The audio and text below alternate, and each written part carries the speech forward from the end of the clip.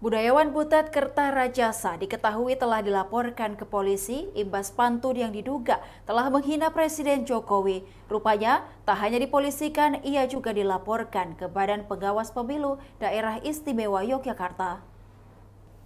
Dikutip dari Kompas.com, adapun pihak yang telah melaporkan Butet ke Bawaslu adalah relawan arus bawah Jokowi. Mereka menilai tindakan Butet saat kampanye di alun-alun Wates, Kulon Progo telah melanggar pasal 280 ayat 1 Undang-Undang Pemilu. Sekretaris relawan tersebut, Ari Nugroho, menilai bahwa Butet melakukan pelanggaran pemilu saat membuka kampanye Ganjar Mahfud dengan pantun. Hal ini disampaikan Ari saat ditemui di kantor Bawaslu Daerah Istimewa Yogyakarta, Kota Yogyakarta DIY, pada Jumat 2 Februari 2024.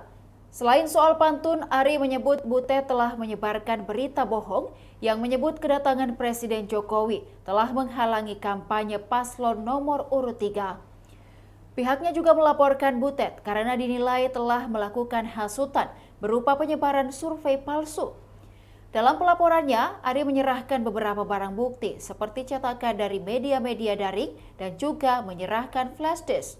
Menurutnya di dalam pasal 280 Undang-Undang Pemilu sudah terdapat ancaman pidana berupa 2 tahun penjara dan denda 25 juta rupiah.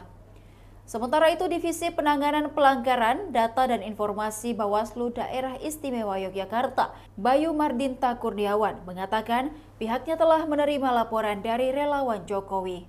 Demikian Tribun Timur Hot News kali ini, saksikan berita lainnya hanya di kanal YouTube dan Facebook Tribun Timur.